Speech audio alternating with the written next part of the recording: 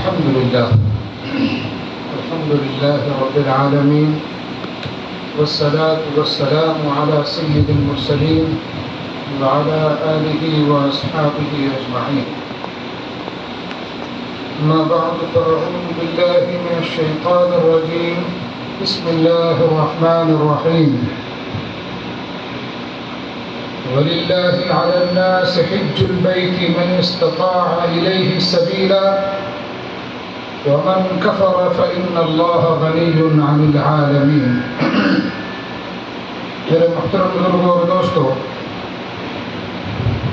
اللہ تبارک و تعالیٰ نے جو 5 چیزیں ہمارے اوپر فرض فرمائی ہیں، اس میں سب سے آخری فرض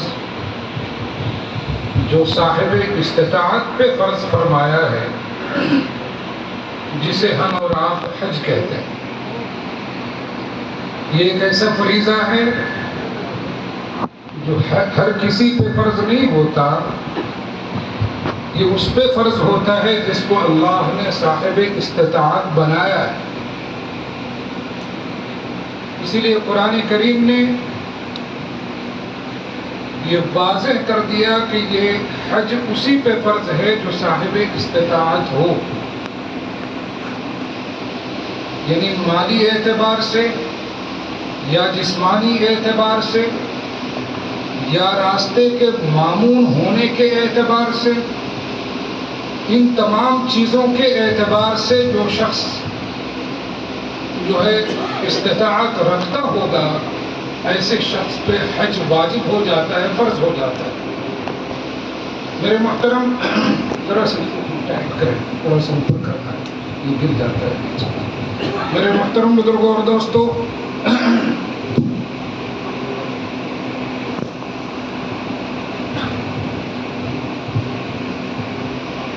اللہ تبارک و تعالیٰ کا بڑا احسان و کرم ہے آپ حضرات کے اوپر کہ اللہ تبارک و تعالیٰ نے آپ حضرات کو یہ سعادت بخشی. ورنہ استطاعت کے باوجود بھی آج پوری دنیا کا اگر آپ تجزیہ اور محاسبہ کر کے دیکھیں گے تو آپ کو پتہ چلے گا کہ کوئی بستی، کوئی قریہ، کوئی گاؤں، کوئی علاقہ ایسا نہیں ہے جس میں 2-4 آدمی ایسے نہ ہوں جو استطاعت رکھتے ہوں کہ حج کر سکے، لیکن حج کرنے کی توفیق نہیں ملی. تو اتنے بڑے فرائض کو ادا کرنے کی اگر توفیق بھی ملی تو وہ اللہ کی طرف سے ملی. اس لیے آپ حضرات کو یہ اللہ کا شکر ادا کرنا چاہیے کہ اللہ تبارک و تعالیٰ نے اپنے اس مقدس مقام کے لیے آپ کو چنا اور منتخب کیا.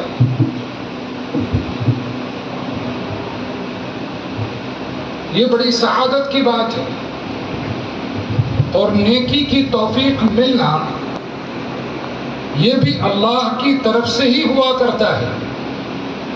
اس لیے اس پر اللہ کا جتنا شکر ادا کیا جائے کم ہے. اب ذرا غور فرمائیں کہ وہ کعبہ، وہ بیت اللہ جس کی ایک تاریخ ہے روز اول سے جس کی ایک تاریخ رہی ہو، اور جس کو اللہ نے اپنا گھر کہا ہو، جس شہر کو بلد الامین کہا گیا ہو، نہ جانے کن کن ناموں سے جس شہر کو پکارا گیا ہو، وہ کتنا عزیز اور کتنا محترم شہر ہوگا. اور ایسے شہر میں آپ کو جانے کا شرف حاصل ہوا، یہ آپ کے لیے بڑی سعادت کی بات ہے. اب یہ ہے کہ حجاج کرام جو وہاں جاتے ہیں، ذرا غور کریں کہ اس سرزمین کے بارے میں اللہ رب العزت اپنے سب سے جلیل القدر پیغمبر حضرت ابراہیم علیہ السلام سے اس شہر کو وابستہ کر رکھا ہے. اللہ کہتا ہے وَإِذْ بَوَّأْنَا لِإِبْرَاهِيمَ مَكَانَ الْبَيْتِ أَلَّا تُشْرِكْ بِي شَيْئًا، کہ ہم نے ہی نشاندہی کی اس گھر کی طرف ابراہیم کی ابراہیم علیہ السلام جب مکہ معظمہ تشریف لائے تو اللہ تبارک و تعالیٰ نے اس گھر کی طرف، اس گھر کی نشاندہی خود اللہ تبارک و تعالیٰ نے ابراہیم علیہ السلام کو کی، اور اس کے بعد ابراہیم علیہ السلام نے اس گھر کی تعمیر فرمائی۔ دونوں باپ بیٹے حضرت ابراہیم اور حضرت اسماعیل نے علیہ السلام نے اس گھر کی تعمیر فرمائی۔ اندازہ کیجئے کہ اللہ تبارک و تعالیٰ کو ان کا یہ عمل کتنا پسند آیا کہ رہتی دنیا تک کے لیے اس کا عمل، اس بیت اللہ کا حج جو ہے لوگوں پہ فرض کر دیا۔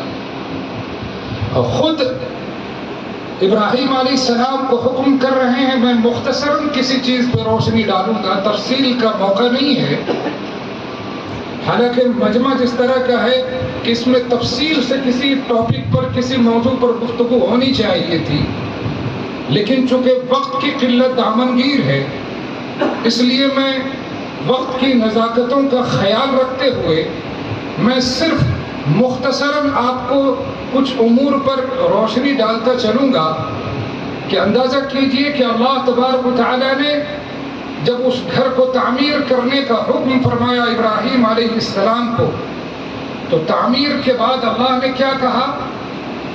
اللہ تشرک بی شیئا، کہ سب سے پہلا کام، یہ اصول میں حجاج کرام کو دینے جا رہا ہوں، جو اصول قرآن کریم نے دیا ہے، جو اصول قرآن کریم نے دیا ہے، میں وہ اصول بتانے جا رہا ہوں کہ حجاج کرام جو وہاں سے حج کر کے آئے ہیں وہ سب سے پہلے اپنے آپ کو پہچانیں، وہ سب سے پہلے اپنے آپ کو پہچانیں کہ اللہ تبارک و تعالیٰ نے ان کو کیسے مقامات پر پہنچایا، اور جس مقام پہ پہنچایا تھا اس کی بنا رکھنے والے، اس کی تعمیر کرنے والے کو اللہ تبارک و تعالیٰ نے کیا حکم فرمایا تھا۔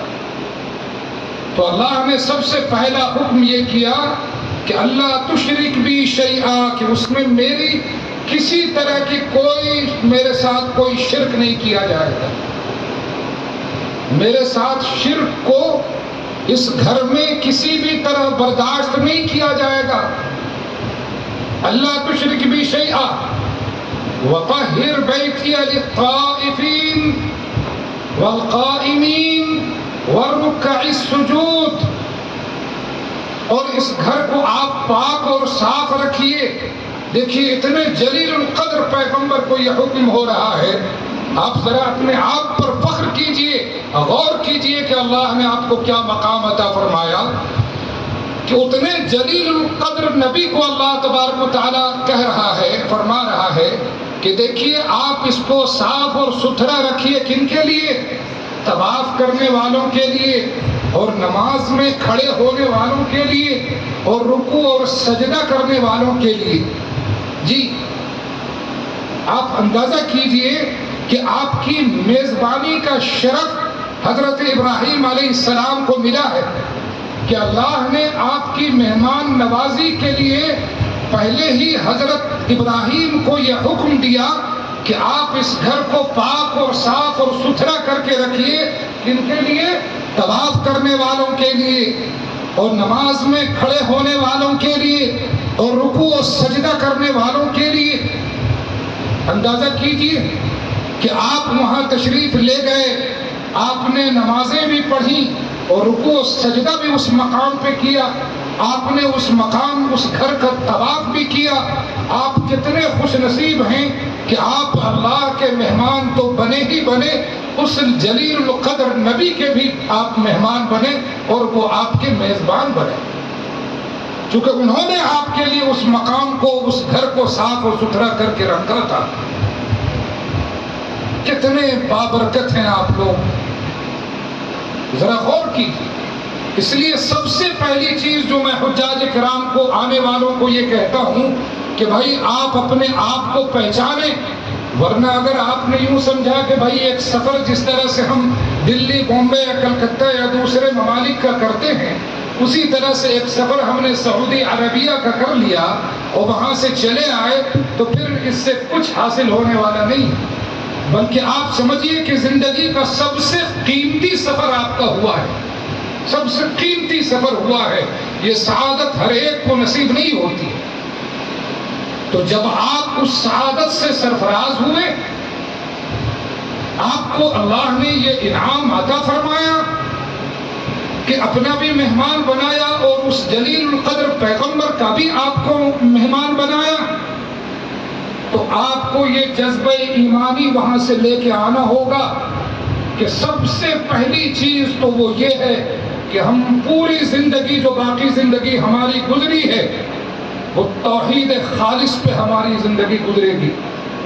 جو دو چار چیزیں میں بتاؤں گا، میں آپ حضرات سے گزارش کروں گا کہ اس چیز کو اپنا ایک اصول اور ضابطہ بنا لیں، جو قرآن کریم آپ سے کہہ رہا ہے، آپ کے لیے کہہ رہا ہے کہ اللہ تشرک بھی شیئا، کسی کو بھی اللہ کے ساتھ شریک نہیں کیا جا سکتا ہے کسی بھی حالت میں، چاہے گردن ہماری کٹ جائے، ہمارا سب کچھ قربان ہو جائے، لیکن توحید کے معاملے میں ہم کسی سے کوئی کمپرومائز نہیں کریں گے۔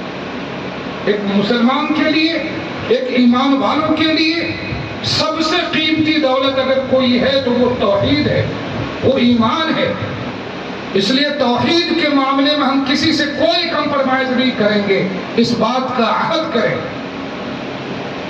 دوسری چیز، اپنے اندر وہ جذبہ ایمانی پیدا کریں جو ہمارے اور آپ کے اور سبوں کے مشہور پیغمبر حضرت ابراہیم علیہ السلام کا جذبہ ایمانی تھا۔ بار بار اس طرح گر جاتا ہے، جذبہ حجاج کرام کو اپنا رقم بنانا چاہیے کہ حضرت ابراہیم علیہ السلام کے بارے میں آپ حضرات نے بارہا سنا ہے، تقریروں میں اور کتابوں میں پڑھا ہے کہ اللہ تبارک و تعالیٰ نے ان کو بہت ساری چیزوں میں آزمایا، بہت ساری چیزوں میں آزمایا، گئے اللہ نے وہاں سے بچا دیا، پھر اپنے بیٹے کو ذبح کرنے کا حکم دیا۔ یہ معمولی آزمائش نہیں ہے۔ سب سے پہلے تو بے آب و گیاہ وادی میں، بواد غیر ذی زرع عند بیتک المحرم، جی ایسی بے آب و گیاہ وادی میں اپنی بیوی کو کہا کہ چھوڑو اور چلے جاؤ، جی اور چھوٹے ننھے سے بچے کو کہا کہ چھوڑ دو اور بیوی کو چھوڑ دو اور چلے جاؤ، جہاں کہیں کچھ دکھائی نہیں دیتا ہے۔ اور ایسے ماحول میں ہم اور آپ ہوتے تو 10 طرح کا سوال شروع کرتے کہ یا اللہ، یہاں تو کوئی سبزہ بھی نہیں اگتا ہے، کوئی گھاس پھوس بھی نہیں ہے، پانی کا انتظام نہیں ہے، رہنے کا انتظام نہیں ہے، انسان نہیں ہے یہاں پہ، کب درندے حملہ کر جائیں گے ان معصوموں پر، طرح طرح کا سوال شروع کر دیتے۔ لیکن ابراہیم علیہ السلام نے کیا کیا؟ بس اللہ کا حکم ہوا کہ اس کو چھوڑو اور واپس جاؤ، تو بس چلے گئے، جی کوئی قیل و قال نہیں، اللہ نے جو حکم کیا اس کو مانا۔ اسی طرح سے اللہ نے کہا کہ اپنے بیٹے کو اب ذبح کرو، لیجئے جناب 80-82 سال کی عمر میں بیٹا پیدا ہوا، اب حکم ہوا کہ اس کو ذبح کرو، فوراً تیار ہو گئے، کوئی قیل و قال نہیں، کوئی اللہ سے سوال و جواب نہیں کہ یا اللہ یہ تو 82 سال کی عمر میں، 80-82 کی عمر میں ایک بیٹا دیا، اب کیا کریں ہم، کیسے ذبح کر دیں، کچھ نہیں، بس اللہ نے حکم کیا اور فوراً تیار۔ چنانچہ قرآن نے اس بات کو واضح کیا، فَلَمَّا أَسْلَمَا وَتَلَّهُ لِلْجَبِينِ، جی دونوں نے اپنا سر تسلیم خم کر دیا اللہ کے سامنے، باپ نے بھی اور بیٹے نے بھی۔ وَنَادَيْنَاهُ أَيَّا إِبْرَاهِيمُ، تو اللہ تبارک و تعالیٰ نے ان کی اس خندہ پیشانی کو دیکھتے ہوئے، اس قربانی کو دیکھتے ہوئے اللہ نے خود آواز دیا، او ابراہیم قد صدقت الرؤیا انا كذلك نجزي المحسنین، کہ تو نے ہم اپنے خواب کو سچ کر دکھایا، ہم ایسا ہی بدلہ احسان کرنے والوں کو دیتے ہیں۔ جی اللہ گواہی دے رہا ہے، میرے بندو تو نے اپنے خواب کو سچ کر دکھایا۔ وَنَادَيْنَاهُ أَيَّا إِبْرَاهِيمُ، او میرے بندو، او ابراہیم، اللہ کہہ رہا ہے، اندازہ کیجئے تو میرے محترم بزرگوں اور دوستوں، بہت ساری آزمائشیں ہوئی، اور ان تمام آزمائشوں کے بعد اللہ تبارک و تعالیٰ نے ان کو ایسا انعام عطا فرمایا۔ ذرا غور کیجئے کہ اس خانہ کعبہ کی تعمیر کا شرف ان کو حاصل ہوا۔ یہ سب سے بڑی سعادت کی بات ہے، جو رہتی دنیا تک کے لیے قبلہ ثابت ہوا، قبلہ منتخب ہوا۔ اللہ نے اس گھر کو اپنا گھر کہا، اس کی تعمیر کا شرف حضرت ابراہیم کو بخشا۔ خود اللہ تبارک و تعالیٰ فرماتا ہے وَإِذِ ابْتَلَىٰ إِبْرَاهِيمَ رَبُّهُ بِكَلِمَاتٍ، کہ ہم نے چند چیزوں میں ابراہیم کو آزمایا، فَأَتَمَّهُنَّ، تو انہوں نے اس کو پورا کر دکھایا۔ کوئی سوال ہم سے نہیں کیا، کوئی قیل قال نہیں کیا، کوئی دائیں بائیں نہیں جھانکا، کہ ہم نے چند باتوں میں ابراہیم کو آزمایا، انہوں نے اس کو پورا کر دکھایا۔ فَأَتَمَّهُنَّ، یہ کون کہہ رہا ہے؟ اللہ کہہ رہا ہے کہ یہ اپنے امتحان میں کھرے اترے، اپنے آزمائش میں یہ کھرے اترے۔ تو پھر اللہ نے کیا کیا؟ قَالَ إِنِّي جَاعِلُكَ لِلنَّاسِ إِمَامًا، تو اللہ تبارک و تعالیٰ نے ان کو پوری دنیا انسانیت کا امام مقرر کر دیا۔ کیا انعام دیا ہے اللہ نے، ذرا غور کیجیے۔ جب اللہ کی آزمائشوں پر وہ پورے اترے تو اللہ خود کہہ رہا ہے کہ ہم نے اس کو چند باتوں میں آزمایا اور اس نے اس کو پورا کر دکھایا، تو ہم نے اس کو پوری دنیا انسانیت کا امام مقرر کر دیا۔ چنانچہ یہ بات میں واضح طور پر بتا دوں کہ حضور پاک صلی اللہ علیہ وسلم کو بھی اللہ تبارک و تعالیٰ نے ابراہیم علیہ السلام کی پیروی کا حکم کیا۔ اندازہ کیجئے وہ کیسے پیغمبر تھے، جس کو آخری نبی محبوب کبریا صلی اللہ علیہ وسلم کو بھی حکم ہو رہا ہے کہ ابراہیم کی پیروی کرو۔ ملت ابیکم ابراہیم هو سماکم المسلمین، جی کہ یہ جو تمہارا طریقہ ہے نا، یہ تمہارے باپ ابراہیم کا طریقہ ہے، اور اسی کا نام مسلمان ہے۔ جو ابراہیم علیہ السلام کے طریقے کی پیروی کرے گا وہی مسلمان کہلائے گا۔ چنانچہ رہتی دنیا تک کے لیے اللہ تبارک و تعالیٰ نے ان کو امام مقرر کر دیا۔ میرے محترم بزرگوں اور دوستوں، اب وہ خانہ کعبہ کی تعمیر کر رہے ہیں، تو خانہ کعبہ کی تعمیر جیسے ہی ہوئی، اللہ نے کہا کہ اس کو پاک و صاف رکھو، شرک سے بالکل پاک رکھو۔ کس کے لیے؟ رکوع کرنے والوں کے لیے، سجدہ کرنے والوں کے لیے، قیام کرنے والوں کے لیے، طواف کرنے والوں کے لیے۔ وَأَذِّن فِي النَّاسِ فِي الْحَجِّ، اور تمام لوگوں کو حج کا اعلان کر دو۔ وَأَذِّن فِي النَّاسِ فِي الْحَجِّ يَأْتُوكَ رِجَالًا وَعَلَى كُلِّ ضَامِرٍ يَأْتِينَ مِنْ كُلِّ فَجٍّ عَمِيقٍ، جی کہ تم ببانگ دہل یہ اعلان کر دو کہ لوگ اس گھر کا آ کر کے طواف کریں، اس کی زیارت کریں، اس کا حج کریں، دور دراز سے لوگ آویں، دبلی اور پتلی چھریری اونٹنیوں پر۔ یہ دبلی پتلی اونٹنی سے ایک بات میں واضح کر دوں، اکثر جگہ اس کا لوگ ترجمہ یہ کر دیتے ہیں کہ دبلی پتلی اونٹنیوں پر۔ بھائی دبلی پتلی اونٹنی سے یہ کمزور اونٹنی مراد نہیں ہے، بلکہ یہ وہ اونٹنی مراد ہے جس کو کہ محنت کرا کے، مشق کرا کے بالکل تیار کیا جاتا ہو سفر کے لیے، وہ بالکل چھریرے بدن کی ہو جاتی ہے، بالکل سڈول بدن کی ہو جاتی ہے۔ ایسے اونٹنیوں کو ضامر کہا جاتا ہے، جی۔ وَعَلَى كُلِّ ضَامِرٍ يَأْتِينَ مِنْ كُلِّ فَجٍّ عَمِيقٍ، دور دراز سے پاپیادہ بھی اور اونٹوں پہ سوار ہو کے بھی لوگ آویں اور اس گھر کی زیارت کریں۔ تفسیر ابن کثیر میں آتا ہے کہ ابراہیم علیہ السلام نے کہا کہ یا اللہ، میری آواز اس بے آب و گیاہ وادی میں، اس بنجر میدان میں جو آواز لگاؤں گا، میری آواز کون سنے گا؟ تو اللہ تبارک و تعالیٰ نے فرمایا ابراہیم تم آواز لگاؤ، تمہاری آواز کو ہر ایک کے کانوں تک پہنچانے والا میں ہوں۔ چنانچہ ابراہیم علیہ السلام نے اسی مکہ معظمہ سے پورب جو ایک پہاڑ ہے، یہ تاریخی بات میں بتا رہا ہوں، حالانکہ یہ قرآن و حدیث سے بالکل واضح نہیں ہے کہ وہی پہاڑ تھا، یہ تاریخی واقعہ میں سنا رہا ہوں کہ آپ حضرات جو حجاج کرام گئے ہوں گے اور جس پہاڑ کے اندر سرنگ بنا ہوا ہے جس کے ذریعے آپ منا جاتے ہیں، اسی پہاڑ پر ابراہیم علیہ السلام نے کھڑے ہو کر کے آواز لگایا تھا۔ اور روایتوں میں آتا ہے، کتابوں میں آتا ہے کہ جو لوگ، جو انسان اس وقت موجود تھے وہ تو تھے ہی، جو عالم ارواح میں بھی تھے، اللہ تبارک و تعالیٰ نے ان کو بھی ابراہیم علیہ السلام کی آواز سنائی۔ اور اب عالم ارواح میں بھی جنہوں نے ابراہیم کی آواز پر جتنی مرتبہ لبیک کہا، اتنی مرتبہ وہ مکہ معظمہ پہنچے گا۔ تو آپ اندازہ کیجئے کہ آپ کتنے خوش نصیب ہیں کہ آپ نے اس جلیل القدر پیغمبر کی آواز پر لبیک کہا تھا اور اللہ نے آپ کو اس مقدس مقام پہ پہنچایا۔ تو آپ کا بھی تو کچھ فرض بنتا ہے، بھئی وہاں سے کیا لے کے آئے؟ وہی رفتار بے ڈھنگی جو پہلے تھی وہ اب بھی ہے، ہرگز نہیں۔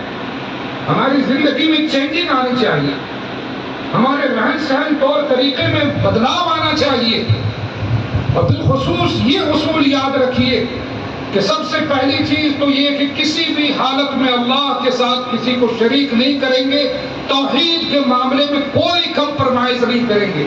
یہ دو اصول یاد رکھیے، سب سے پہلی چیز کہ توحید کے معاملے میں کوئی کمپرومائز نہیں کریں گے، کوئی شرک نہیں کریں گے، اور دوسری چیز یہ ہے کہ وہی جذبہ ایمانی جو حضرت ابراہیم علیہ السلام کا تھا کہ جس طرح کی آزمائشیں ان کی ہوئی، اگر اللہ اس دین کے راستے میں اور ایمان کے راستے میں اگر اللہ تبارک و تعالی ہمارا کسی طرح کوئی امتحان لیتا ہے تو ہم اس امتحان میں پورے اترنے کی کوشش کریں گے، ہم اپنا سب کچھ قربان کر دیں گے، لیکن دین پر کوئی حرف آ جائے، ایمان پر ہمارے کوئی حرف آ جائے، ہماری شریعت پر کوئی انگلی اٹھا دے، یہ ہم قطعاً برداشت نہیں کریں گے۔ یہ جذبہ ابراہیمی ہونا چاہیے، حجاج کرام کے اندر یہ جذبہ ایمانی ہونا چاہیے۔ میرے محترم بزرگوں اور دوستو، تو میں بات کو مختصر کرتے ہوئے، چونکہ وقت کی قلت ہے، کہ آپ حضرات وہاں سے آئے اور آنے کے بعد سب سے پہلے تو اپنی زندگی کو تبدیل کرنے کی کوشش کریں، اس لیے کہ آپ اس طرح سے وہاں سے آئے ہیں۔ حدیثوں میں آتا ہے کہ ایک حاجی جب گناہوں سے بچتے ہوئے حج کرتا ہے اور فسق و فجور سے بچتے ہوئے حج کرتا ہے تو وہ ایسے واپس ہوتا ہے جس طرح سے کہ ابھی اس کی ماں نے اس کو جنا ہو، یعنی پیدا کیا ہو۔ جس طرح سے ماں کے پیٹ سے پیدا ہونے والا بچہ بالکل گناہوں سے پاک ہوتا ہے، اسی طرح سے ایک حاجی جب وہاں سے حج کر کے لوٹتا ہے تو وہ اپنے گناہوں سے ویسا ہی پاک ہوا کرتا ہے۔ اس لیے کوشش یہ رہے کہ اب دوبارہ کوئی گناہ ہم سے سرزد نہ ہونے پائے، جی کوئی گناہ ہم سے سرزد نہ ہونے پائے، یہاں تک کہ حدیث میں آتا ہے، اللہ کرے کہ اللہ آپ سب کو، ہم سب کو حج مبرور عطا فرمائے۔ اللہ کے نبی فرماتے ہیں، بخاری شریف کی غالباً حدیث ہے کہ الحج المبرور لیس له جزاء الا الجنہ۔ حج مبرور اس حج کو کہتے ہیں جو قبول ہو چکا ہو۔ تو الحج المبرور لیس له جزاء الا الجنہ، کہ حج مبرور وہ ہے کہ جس کا بدلہ صرف اور صرف جنت ہے، جس کا بدلہ صرف اور صرف جنت ہے، دوسرا کچھ نہیں۔ اندازہ کیجئے، بھائی جنت مل گئی تو مسئلہ تو حل ہو گیا، ایک ایمان والے کا، ایک مسلمان کا تو مسئلہ ہی حل ہو گیا کہ یہ ساری عبادتیں، ساری ریاضتیں، سارے مجاہدے، سارا تقویٰ، سارا زہد، یہ ساری کی ساری چیزیں اسی جنت کو حاصل کرنے کے لیے کی جا رہی ہیں۔ اگر وہ جنت مل گئی تو مسئلہ ہی حل ہو گیا، اور خود اللہ کے نبی فرماتے ہیں کہ حج مبرور کا بدلہ صرف اور صرف جنت ہے۔ اس لیے میرے محترم بزرگوں اور دوستو، میں آپ حضرات سے یہی گزارش کروں گا کہ بھائی آپ آپ اپنے اندر بدلاؤ لائیں. جس طرح سے اللہ نے آپ کو گناہوں سے پاک کیا ہے، آپ نے پچھلی زندگی میں چاہے جتنا بڑا گناہ کیوں نہ کیا ہو، اگر آپ نے توبہ کر لیا اور حج کر لیا اور حج قبول ہو گیا تو وہ سارے گناہ دھل گئے، معاف ہو گئے. اب آپ سب سے پہلی یہ کوشش کریں کہ بھائی ہم سے کوئی گناہ سرزد نہ ہونے پائے. دوسری چیز یہ ہے کہ ہم دوسروں کے لیے بھی نمونہ بنیں. ہمارے اندر اس طرح کی تبدیلی آنی چاہیے کہ ہم دوسروں کے لیے نمونہ بنیں اور اس سفر کا اثر دوسروں پر بھی پڑے. ورنہ بہت ساری جگہوں پر اس کانوں سے سننے کو ملا ہے، میں نے اپنی کانوں سے سنا ہے کہ لوگ کہتے ہیں کہ ارے وہ تو حاجی ہو کر کے ایسا کر رہا ہے ویسا کر رہا ہے. حاجی کے بارے میں نے سنا، کہیں لوگوں نے بتایا کہ وہ حاجی صاحب ہیں سودی کاروبار کرتے ہیں، وہ حاجی صاحب ہیں فلاں کام کرتے ہیں. تو بھائی آپ کی وجہ سے، ہماری وجہ سے حج بھی بدنام ہو رہا ہے. اتنا بڑا فریضہ بدنام ہو رہا ہو، ذرا غور کیجیے اللہ کے سامنے ہم کیا جواب دیں گے. اس لیے اللہ تعالی ہم سبوں کو معاف کرے. اور سب سے پہلا کام یہ کریں کہ آپ حج کو بدنام نہ کریں. اپنے آپ کو اس طرح کا بن کے رہیں کہ آپ کو دیکھنے کے بعد لوگ دوسروں کے اندر بھی حج کرنے کا جذبہ پیدا ہو جائے. ورنہ لوگ کہتے ہیں کہ ارے حج کرنے سے نعوذ باللہ من ذالک کیا ہوگا، دیکھو تو فلاں آدمی گاؤں میں حج کر کے آیا ہے، اس کی حالت دیکھو، ویسے ہی جھوٹ بول رہا ہے، ویسے ہی بے ایمانی کر رہا ہے، ویسے ہی دھوکہ دے رہا ہے، تو پھر حج کرنے سے فائدہ کیا ہے؟ نعوذ باللہ لوگ ایسا بھی کہہ جاتے ہیں. تو میرے محترم بزرگوں اور دوستو، ایسا نہ کیجیے، بلکہ اس حج کو بدنام کرنے کے بجائے اس حج کی مقبولیت لوگوں کے دلوں میں بیٹھائیے. اور یہ مقبولیت کیسے لوگوں کے دلوں میں پیدا ہوگی؟ جب ہمارے اندر لوگ تبدیلی دیکھیں گے، ہمارے اندر چینجنگ آئے گی، ہمارا طور طریقہ لوگ دیکھیں گے اور پڑھیں گے، جب جا کر کے ان کے اندر بھی حج کی مقبولیت اور حج کرنے کا جذبہ اور حج کی اہمیت اس کے اندر پیدا ہوگی. حضرت بایزید بستامی رحمۃ اللہ علیہ کے زمانے میں ایک واقعہ اچانک یاد آ گیا، میں اپنی بات بس ختم ہی کرنے والا ہوں. حضرت بایزید بستامی رحمۃ اللہ علیہ کے زمانے میں ایک شخص نے کسی غیر مسلم کو ایمان کی دعوت دی. بڑے اللہ والے گزرے ہیں حضرت بایزید بستامی رحمۃ اللہ علیہ. ایک شخص نے کسی کو ایمان کی دعوت دی، غیر مسلم. تو انہوں نے کہا، اس غیر مسلم نے کہا کہ بھائی یہ جو ایمان کی تم دعوت دے رہے ہو، یہ جو تم ہم کو مسلمان بنانا چاہ رہے ہو، یہ ایمان یہ کس کا ایمان ہے؟ کون والا کلمہ پڑھا رہے ہو ہم کو؟ کون سے ایمان میں تم ہم کو داخل کر رہے ہو؟ اگر یہ ایمان، یہ دین، یہ دھرم اگر بایزید بستامی والا ہے تب تو اس پر میرا پہلے ہی سے ایمان اور اعتقاد ہے. اور اگر یہ ایمان، یہ دین، یہ دھرم اگر تمہارا والا ہے، جو ابھی تمہارا ہے، تو بتاؤ تمہارے اس دین سے میری بے دینی کیا بری ہے؟ اندازہ کیجیے، تمہارے اس دین سے میری بے دینی کیا بری ہے؟ اتنا سا ہمارے اور آپ کی سمجھنے کے لیے کافی ہے کہ آج ہماری حالتوں کو دیکھ کر کے آج ہمارے غیر مسلم بھائی برادران وطن جو ہے ہم سے بدظن ہوتے جا رہے ہیں. کیوں؟ اس لیے کہ ہمارا طور طریقہ بگڑ گیا، ہمارا طور طریقہ بگڑ گیا.